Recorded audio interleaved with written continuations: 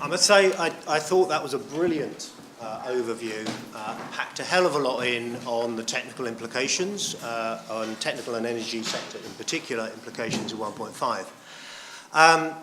I really wanted to offer comments in 3 areas which kind of really point to what I see as a couple of areas missing from the discourse, because a lot of the discourse around 1.5 is primarily technical, global pathways, feasibility, costs. The first is to just stress the importance of the dynamics issue. I had a look at the graphs, and what strikes me is how little analytic discussion there is about rates of change and what they imply. So you look at those graphs, and some you showed broadly, the ones that seem to me least incredible are something approximating a straight line between 2020 and zero, some point around 2060, 2070. Now, of course, if you take a straight line down towards zero, what you're implying is a steadily increasing percentage rate of reduction. So you're roughly starting in the first decade at, say, 10 gigatons in a decade from 50, 2 to 2.5% a year. By the time you get to the penultimate decade, you're talking about 5, 6, 7% a year, and then rising 8, and obviously, if you approach zero, going up through the roof. But the point is, a steadily accelerating percentage rate of reduction is implied in all of those kind of scenarios. When I was on the Climate Change Committee, we discussed this whole dynamics. Our responsibility was to plot an economically rational pathway towards 80% reduction, and said, well, surely it's got to be better economics to try and be somewhat convex. An average of 3.5% a year is probably better than starting at 2.5% and ending up at 8% a year. So surely there's an economic implication that you try and actually have it more convex, which also means you're saving more carbon earlier, buying yourself more space. Actually, most of the other scenarios I see, and all the ones in INDCs, are the exact opposite. They're concave. They say, well, you sort of bumble around at present levels or a bit towards 2030. And then if you look at the rates of reductions in those scenarios, you are looking at 5% a year for more than 3 decades sustained. As an energy economist, let me tell you, in the last century, there is only one period in which we've had that, and that was the Great Depression in the 20s, followed immediately by the Second World War.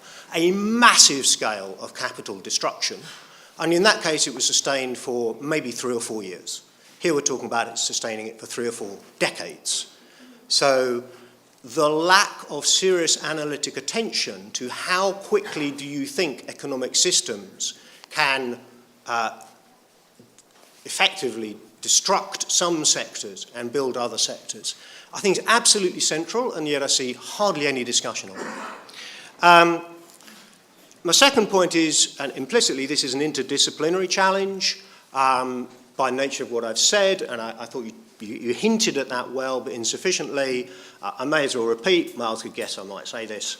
One of my rare sort of tweet contributions around this, the 1.5 and the run-up to Paris, was saying, as far as I can see, the evidence of the last 15 years is it's incompatible with democracy. That was a very deliberate choice of words, to say, stop just drawing global scenarios, saying, oh, we'll do this, and think, okay, where's our evidence about how fast we can change and the political processes through which we could change? And that's a fundamentally interdisciplinary discourse in lots of levels, including governance and politics as well as economics. The final thing I wanted to put on the table does involve 4 slides. I hope for 1 minute each I might manage. Yeah. Tentatively, Miles said I could have 8 minutes, which is great.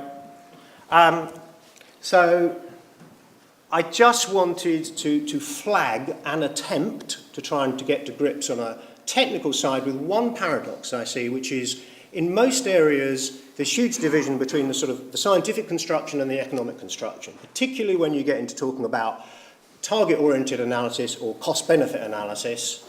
And my guess is we've got a more sort of science and engineering dominated audience here than economics. Personally, I've always been somewhat sceptical about the global economic cost-benefit calculations, but it is seen as very significant in some important quarters. So there is a broad literature out there on trajectories, cost-benefit, etc. I've mentioned the dynamics. 1.5 is way outside the frame of most classic cost-benefit appraisals. You have to assume something really very radical in the damage function in order to construct it as conceivably optimal to be that ambitious. And that also then leads big views on discussions on the urgency of the problem. You look at a classical Bill Nordhaus type cost-benefit appraisal, and it tends to sort of try and push the mitigation effort backwards on the grounds that technologies get cheaper, et cetera, very different, say, from the International Energy Agency, that every year lost is you're losing windows because of the inertia in the system. So the proposition I'm just flagging is exploring, it's not just about the climate damages, it's what you assume about the nature of the energy system and the dynamics thereof. So it's obviously not a full presentation, but I just wanted to flag something that drops out of an interesting thought experiment, which is, supposing you say the dynamics is the issue. What matters is not that halving global emissions is very, very expensive. It's the challenge is managing the transition from the path we're on to a radically different kind of energy system. And the cost is basically a function of how fast you push the system. But once you've pushed it, well, actually, you've made good progress. You can do that analytically. We've played with it analytically, said, okay, what if we assume the cost is actually a function of how fast you move rather than how deep you move? What you end up with is something like this, which is your optimal, and this is a pretty standard economic damage function. Your optimal may be that kind of red straight line, which is totally different from the pattern you get out of a classic cost benefit. Because it basically says every step you take, you are buying a change in the future pathway. So on the right, on these numbers, and obviously you can chuck in all sorts of numbers, you actually do stabilise at around 500 gigatons of carbon. And the really key point is that total opposite to backloading the effort.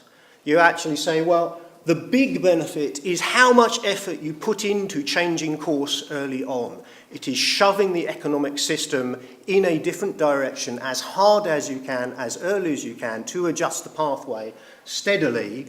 And at the end of the day, on these numbers, up front, instead of starting with relatively modest costs that then escalate up towards $5, $6, $7 trillion in the second half of the year, plus climate damage the second half of the century, it's the opposite. You put in $1 trillion annual investment now, and actually by the end of the century, you have both stabilised the atmosphere and reduced the costs of mitigation. It's a dynamically adaptive process. Now, I just offer that simply as a different framework of thinking about some of the trade-offs and policy implications here, because in effect it's saying, well, you can potentially construct a cost-benefit analysis which would lead you to some pretty radical outcomes, not by assuming vast non-linear thresholds in the climate damage, but by looking at what you're assuming around the structure of how the system adopts and where and how you need to put the effort into changing course.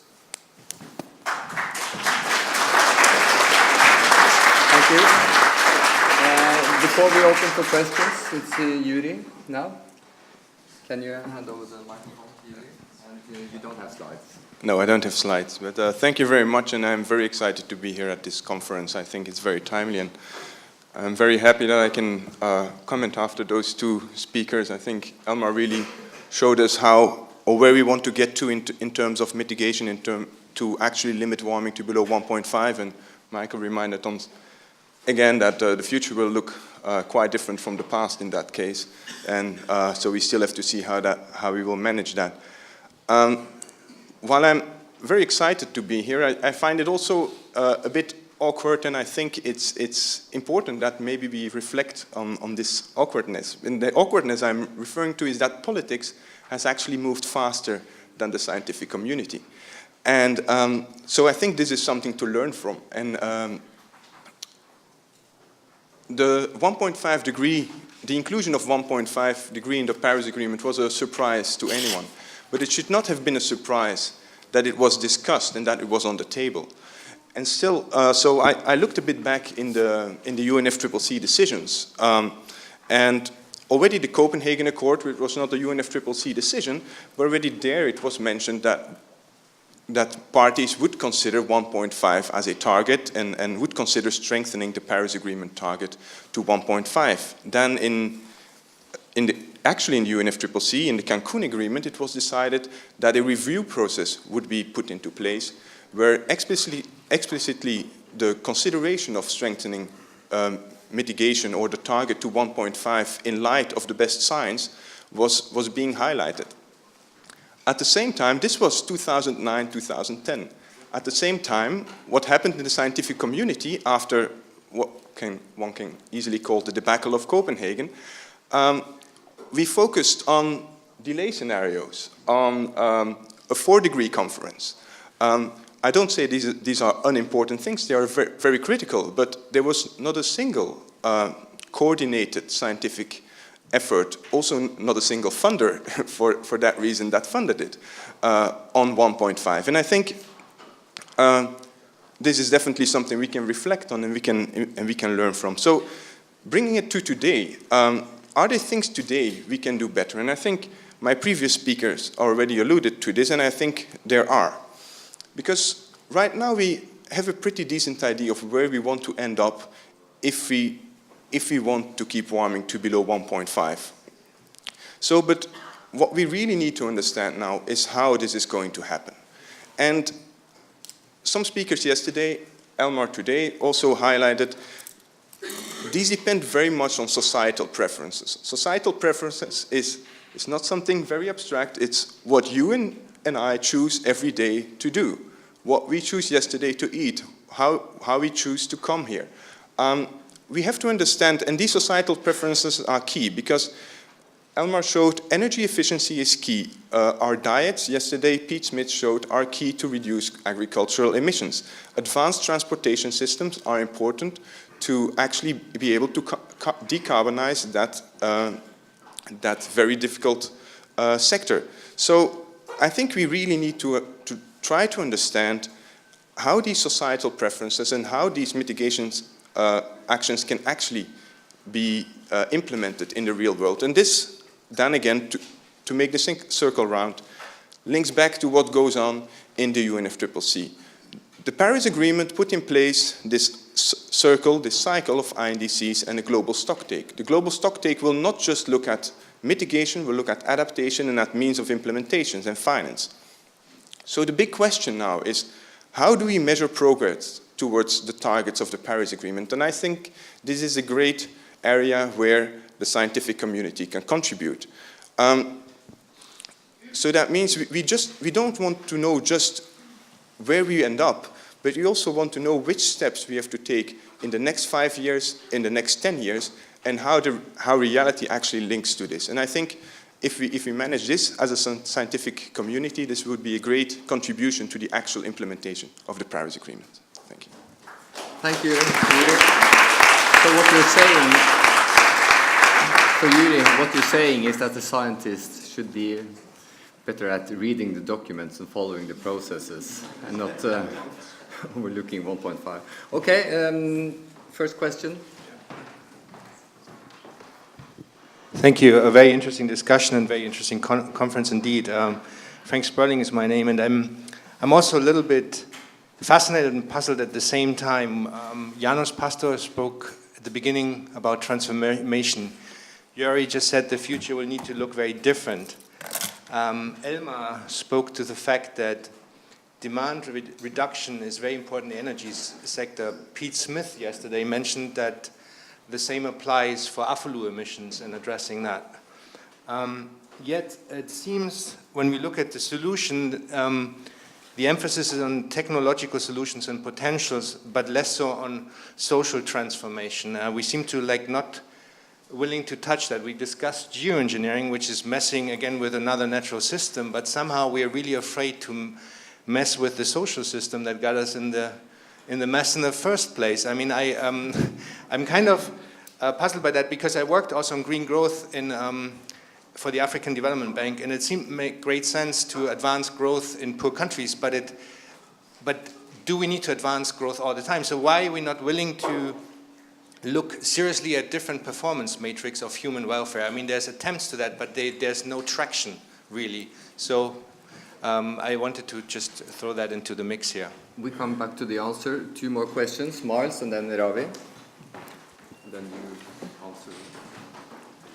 I wanted Elmar's response to Michael's idea that mitigation costs can be a function of rate of change rather than absolute reductions.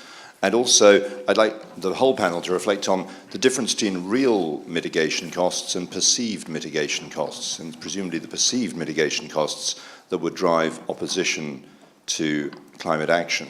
So is there any sort of prospect of modeling and speculating on that second one? Ravi, please. Then.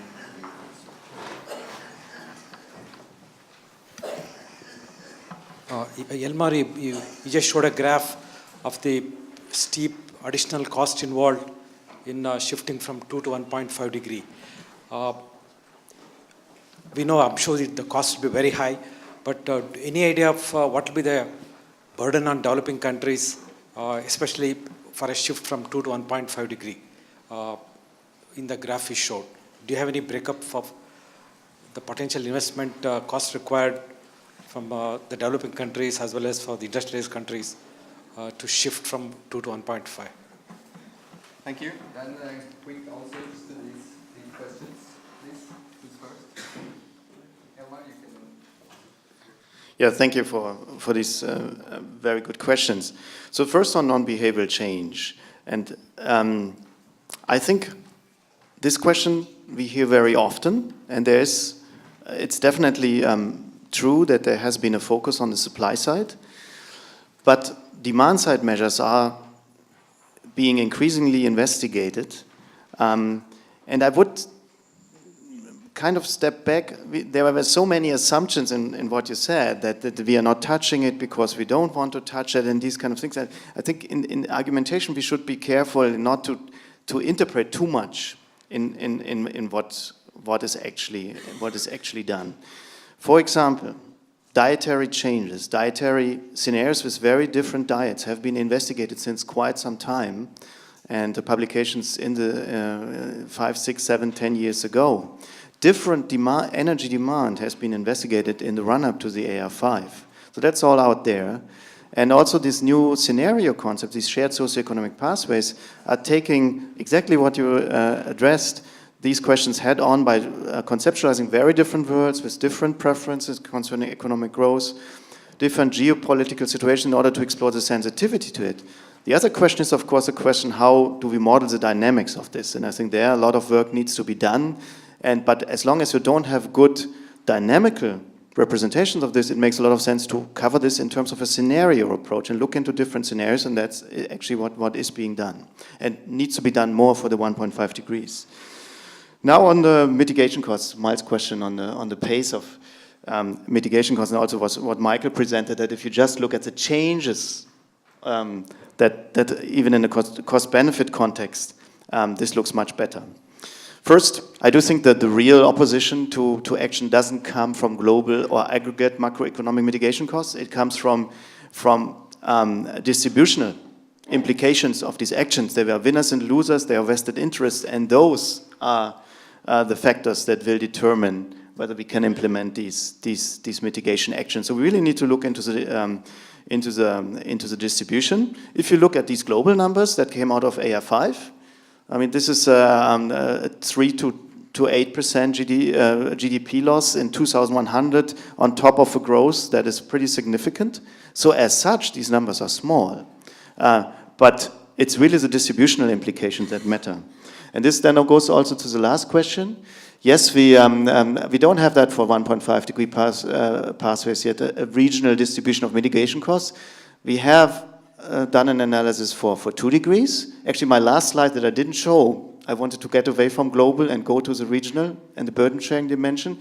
But the basic message here is, what you see is that the burden, if you don't have transfers or burden sharing, the burden will be larger on the emerging economies because they are in a development process right now, and they have large mitigation potential. They also have a lot of opportunities in terms of leapfrogging. the basic message here is, if we really want to go that deep and harvest all these mitigation potentials, we need to have collective action, we need to have burden sharing and transfers, because otherwise this is not equitable and won't be implemented. Would you like to add anything, Joeri or Michael, just very briefly? I guess over my career, well, I've never forgotten a line from an energy efficiency researcher who, looking back at the experience of trying to get people to save energy in the 1970s, said, the policies which did things to things have worked, and the policies that did things to people haven't worked. People are extraordinarily resistant to change, the basic human drive that they kind of want more things over time, or more of something. You can, I think, shift somewhat the idea of what we mean by economic and social progress, but I think people will still want to fly, be warm, do all sorts of pretty basic things that actually account for much of the energy consumption. Now, it doesn't mean it's not relevant. In some ways, I find what Asia seems to be more willing to at least have the discussion about different social scenarios than the West. But I sense, ironically, it's a little bit like Beck's, where personally my sense is, yeah, we can probably get it to work at some level, but the question is scale. We can probably get behavioural change to work at some level, but I just think it's going to be fairly marginal compared with scales of changes. Other points, just briefly, Miles. I think you're right about the real or perceived cost, but I think it's more the difference between the aggregate costs rather than the local and specific. So, you know, it is looking at provinces of China where 40% of the population is employed in the coal mines. What do they do? It's those kinds of, and the steel debates here, everywhere. It's, you know, all politics is local. That's a point I'm trying to stress. That's one of the oldest lines in politics, and it's very true. Thank you. Next question. I saw Stefan was raising, you had a question, Stefan? And then Pierre, and then you, 3 at a time. So I just wanted to mention one piece of work we did by taking a classical model and to express it as Michael suggested, with the costs depending on how fast you're going, or in other terms, how much investment you're doing in green capital. And if you do that, you find two things. First, even if the carbon price is increasing over time, actually you start with very high efforts and they decrease over time as you do the transition. And second, you invest much more in sectors with a very long lifetime capital. So you start not doing the marginal stuff, but investing in what's more difficult, like in transport and urbanization and so on. So I think we have a lot of evidence now of what you're talking about, and it changes completely the way we see not only the time distribution of efforts, but also across sectors. So this, for me, is a completely fundamental issue if you want to think about the 1.5 degree as a transition toward a different state, and not as something that is compared with a baseline, which in fact doesn't make a lot of sense. thank you. Pierre, Friedrichstein.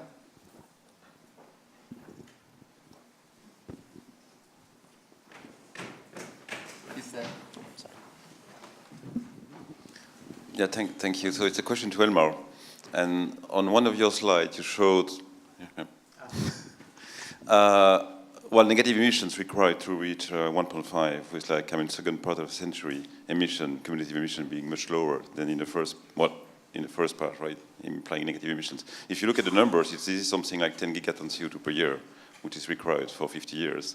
So it's about the same amount of well, carbon reduction or carbon sink, if you want, that the present-day ocean sink or the present-day land sink.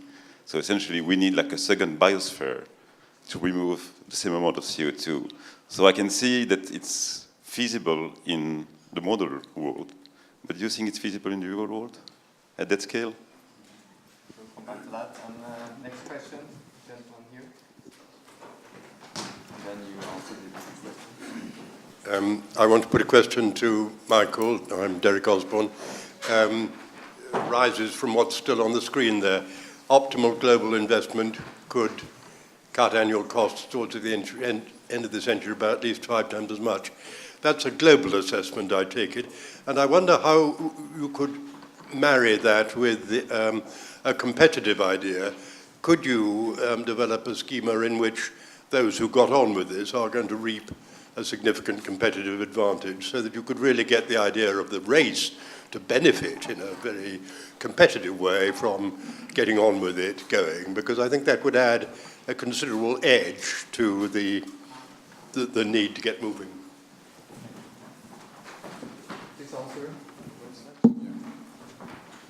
Pierre, I know you asked it to Elmar, but I'm going to answer. Sorry. But Elmar, you can comment then. So on the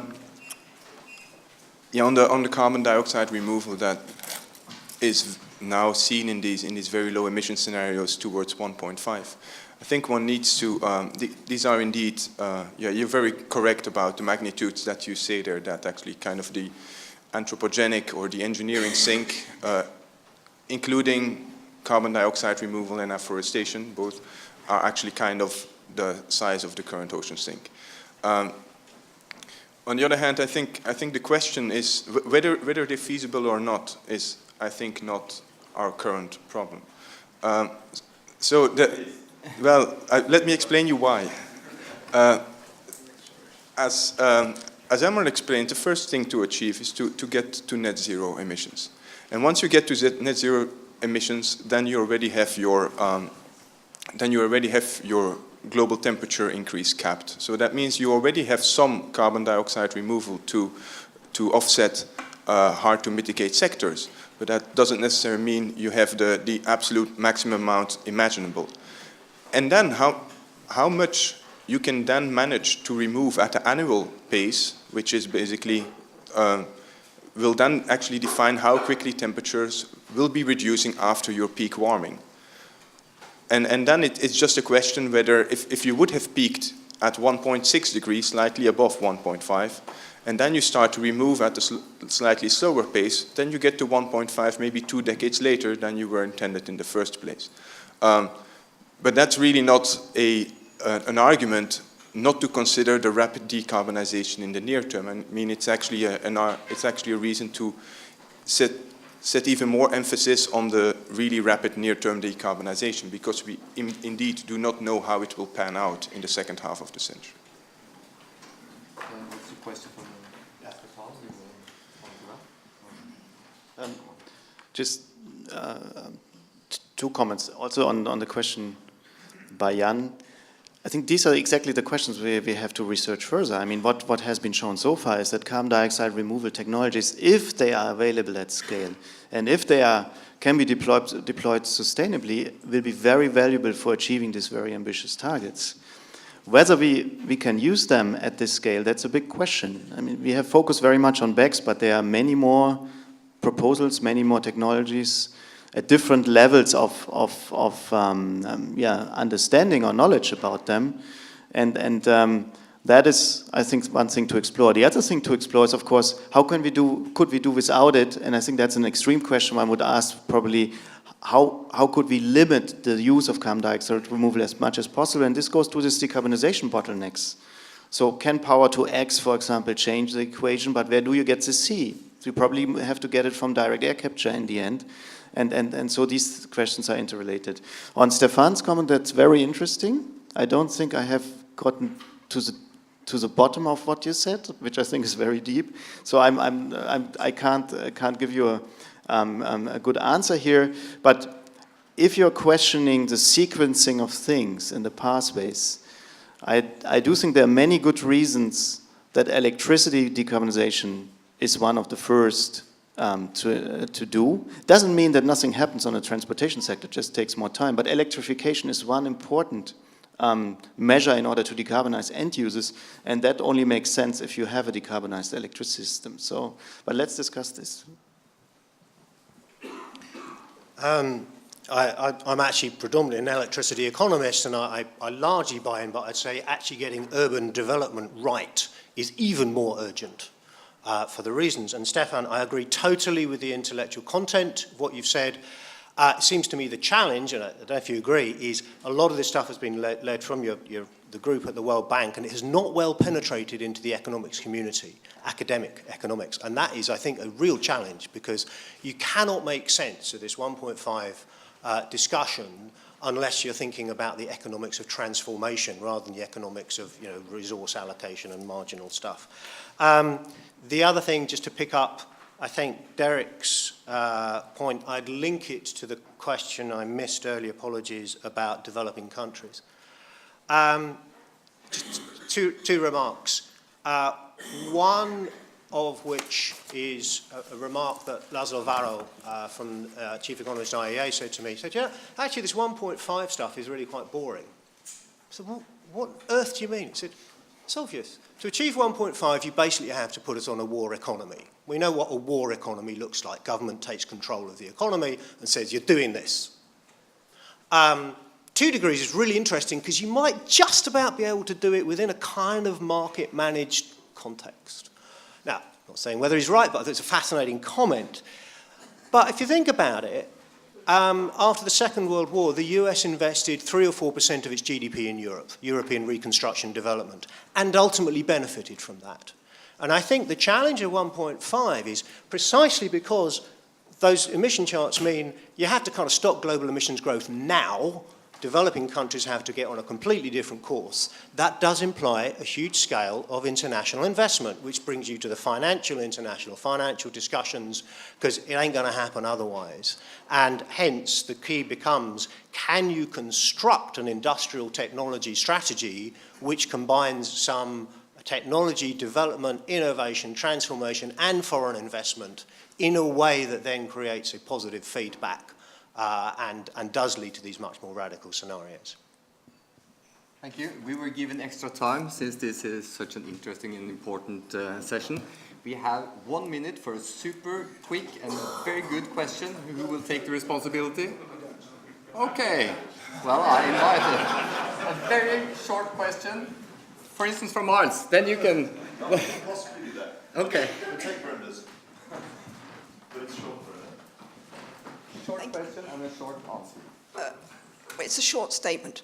I want to speak on behalf of households and therefore to stress the importance of energy efficiency, particularly, for instance, in products and minimum standards and regulation.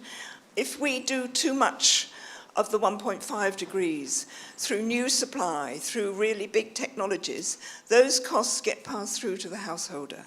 If you do energy efficiency in products, it reduces the cost to the householder. Please remember everybody's bills. And you can see my poster if you like. Okay, I think would you like to say anything? Or? Okay, thank you for the questions and the discussion.